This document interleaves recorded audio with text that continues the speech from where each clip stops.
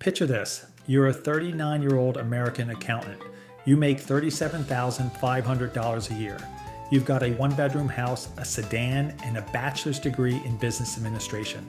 On the night of November 8th, 2004, you go to bed. And when you wake up, it's November 9th, 2000. You've been thrown back 4 years. You quickly realize what's happening. You're stuck in a loop. If you die at any point during these 4 years, you wake up right back at the start. November 9th, 2000. If you somehow manage to stay awake all the way through November 8th, 2004, the loop ends itself and dumps you right back at the beginning. And the only way out, the only way you ever escape, is to be elected President of the United States. But there are rules. You can't cheat in any election. You can't invest in stocks. You can't enter the lottery. Break any of those and the task is permanently failed. So no Back to the Future Biff Tannen Sports Almanac play. No easy money. You're just an accountant with 4 years on the clock, a working knowledge of the future, and the most popular incumbent in modern American history, sitting in the White House. So how many loops does this guy actually need? Let's break it down. The first loop is just reconnaissance. You're a regular guy who suddenly remembers the next 4 years of history. You have no political experience, no money, no name recognition. You will absolutely lose this election. So you use loop 1 to take notes. Every event, every news story, every political opening you might exploit. You go to libraries. You watch the news religiously. You memorize. But you can't write any of it down. When the loop ends, everything physical resets. Whatever you know has to live in your head. 4 years of headlines, election results, scandals, terrorist attacks, all memorized. Most people would burn 5 or 10 loops just getting the memory palace right. Now the money problem. You can't invest. You can't gamble in any way that counts as the lottery. But the rules don't say a thing about crime. Underground card games. Sports betting in countries where it's legal.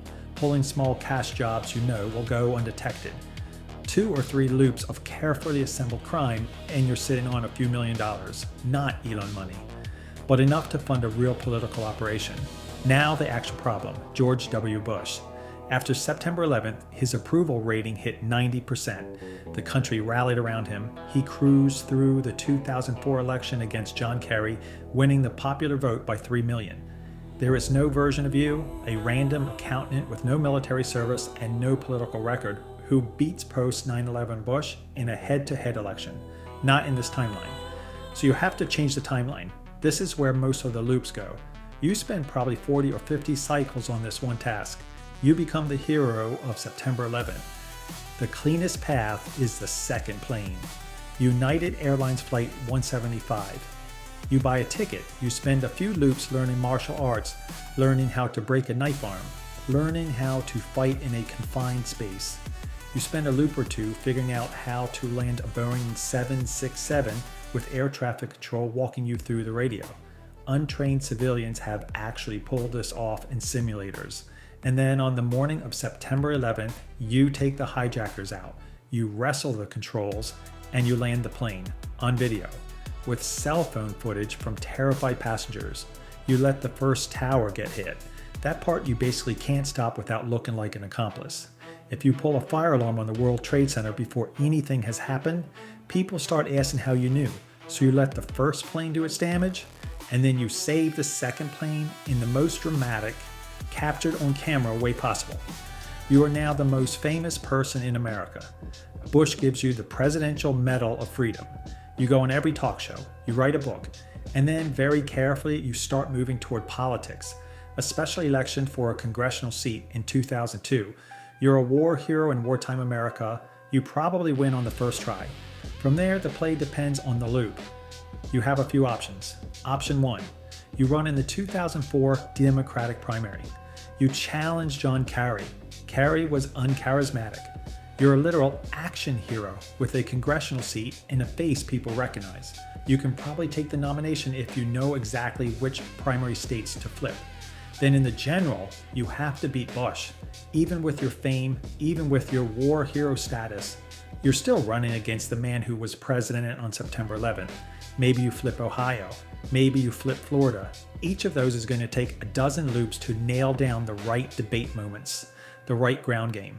Option 2, you run as an independent. Ross Perot got 19% of the popular vote in 1992 and won 0 electoral votes. To actually win, you'd need to take entire states outright.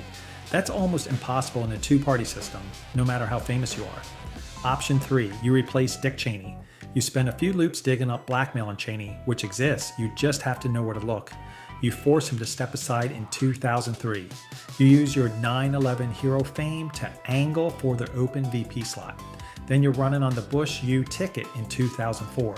You win as a vice president, and then sometime in Bush's second term, you become president the old-fashioned way, constitutionally. Whether that's through resignation, illness, or something more cinematic, that's your problem. But here's the catch. The rules say you have to be elected. Inheriting the office doesn't count. So you serve out Bush's term as the successor, and then in 2008, as the sitting incumbent and the original 9/11 hero, you win the election, and the loop ends. So how many attempts does it actually take? Realistically, somewhere between 200 and 1,000 loops. Maybe 15 loops to perfect the 9/11 plane takeover so it works every single time without you dying. 20 to 30 loops mastering campaign strategy and figuring out which path actually works for you. 50 to 100 running the actual elections and learning which microscopic policy positions move which swing voters. And another 100 or so for everything that goes wrong. Surprise scandals, unexpected interventions, the random chance that one of your campaign managers turns on you, the loop where you sprain your ankle the morning of the flight and miss it, the loop where the hijackers change seats. Each failed loop costs you 4 years subjectively. But you're immortal, so time isn't really the constraint. The real cost is the mental weight of living through the same 4 years over and over, watching the same news, the same disasters, the same elections, while everyone around you behaves exactly the same way they did last time. Your wife says the same things, your friends tell the same jokes, the same songs play on the radio. By the end, you've lived something like 3,000 years of subjective experience as a 39-year-old man stuck in the early 2000s. You've memorized every news cycle. You've learned every fighting style. You've taken down terrorists on planes hundreds of times. You've ended Dick Cheney's career dozens of ways. You've stood on 100 different debate stages. And on some Tuesday in November 2008, in some loop, the networks finally call it for you. You win. You go to bed that night. And for the first time in 3,000 subjective years, you wake up the next morning, not in 2000, but in 2008. The loop is broken. You're the President of the United States. Congratulations. Now you have to actually run the country, which is a whole other hypothetical.